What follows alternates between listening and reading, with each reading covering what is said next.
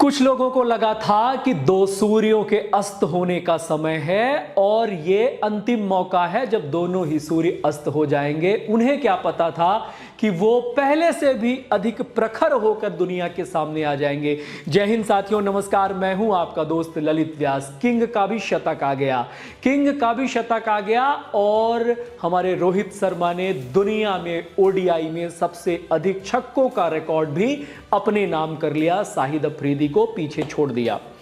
साथियों, दुनिया को लगा था कि ये दोनों दीपक कहीं फिर से फड़फड़ाते हुए बुझ तो नहीं जाएंगे।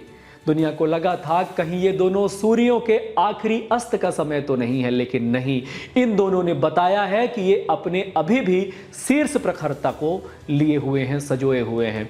दोनों ने क्या ताबड़तोड़ बल्लेबाजी करी। दोनों ने आते से ही पहले शुरुआत करते हैं, टॉस जीता साउथ अफ्रीका ने। साउथ अफ्रीका ने टॉस जीतकर भारत को आमंत्रित किया बैटिंग के लिए।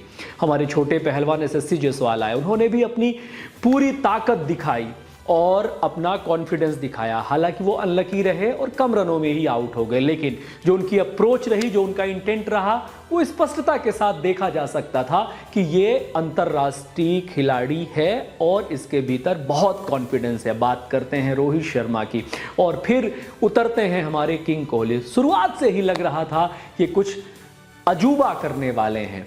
अच्छे शॉट्स लगाए, जीवन दान भी मिले, लेकिन जिस प्रकार से पावर प्ले के दौरान आमतौर पर किंग कोहली छक्के नहीं लगाते, लेकिन जिस प्रकार से उन्होंने 7 छक्के और 11 चौके लगाए, जी हां, 7 छक्के और 11 चौके लगाए इस 135 रनों की पारी में।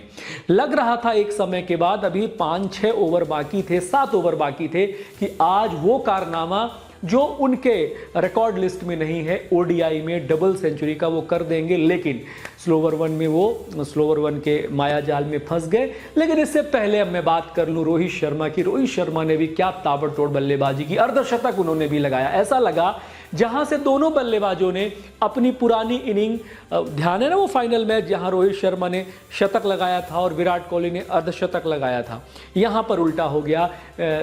विराट कोहली ने अपना 83वां अंतरराष्ट्रीय शतक लगाया है और ओडीआई का ये 52वां है। इससे पहले सचिन तेंदुलकर ने 49 लगाए थे, 49 शतक लगाए थे ओडीआई में और उनका रिकॉर्ड तोड़ा था विराट जी ने 51 सेंचुरी के साथ।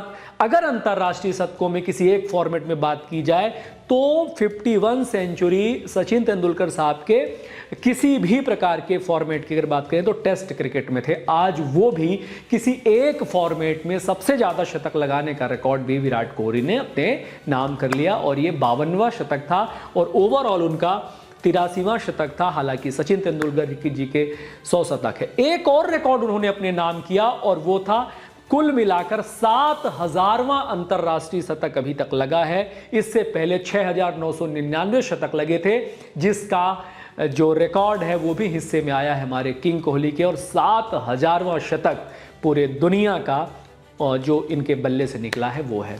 बात कर लेते हैं हम लोग अपने सिक्सर किंग की, जो हमारे नए सिक्सर किंग है, दुनिया के सिक्सर किंग है। एक सिक्सर किंग हमारे युवराज सिंह थे, उनका भी कोई सानी नहीं था, लेकिन हमारे जो दूसरे सिक्सर किंग हैं अब तो दुनिया के बन गए हैं ओडीआई में, वो हैं हमारे रोहित शर्मा। रोहित शर्मा ने अभी शाहिद अफरीदी का रिकॉर्ड तोड़ा है। शाहिद अफरीदी ने 351 छक्के मारे थे और हमारे रोहित शर्मा के 352 छक्के हो गए हैं। तो इस प्रकार से हमारे दोनों शिखर, हमारे दोनों सूर्य अपने ऊर्स पर हैं, दोनों दीपक अपने पीक पर हैं। और समझिएगा, ये बुझने से पहले की फड़फड़ाहट नहीं है, ये बुझने से पहले की फड़फड़ाहट का प्रखरता नहीं है, बल्कि ये संकेत है, ये धमक है कि हम अभी भी अपने पूरे सबाब में हैं, हम अभी भी अपने पूरे उच्चास में हैं। अभी हमें ढलान ना समझा जाए, अभी हम ढलने वाले बादलों में से, ढलने वाले सूर्यों में से नहीं है। आप बताइए, क्या ऐसे दो नगीनों का कोई रिप्लेसमेंट आपके पास है?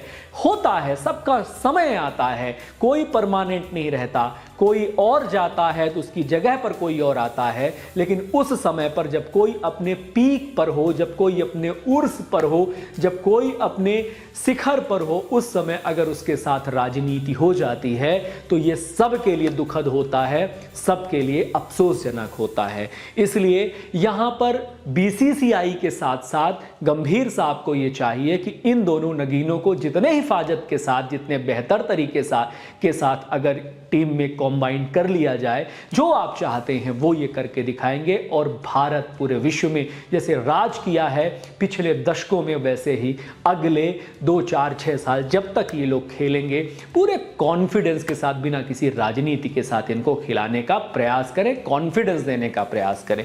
कितना बेहतर तरीके से आज दोनों ने परफॉर्मेंस किया और सैल्यूट है हमारे रोहित शर्मा और किंग कोहली को।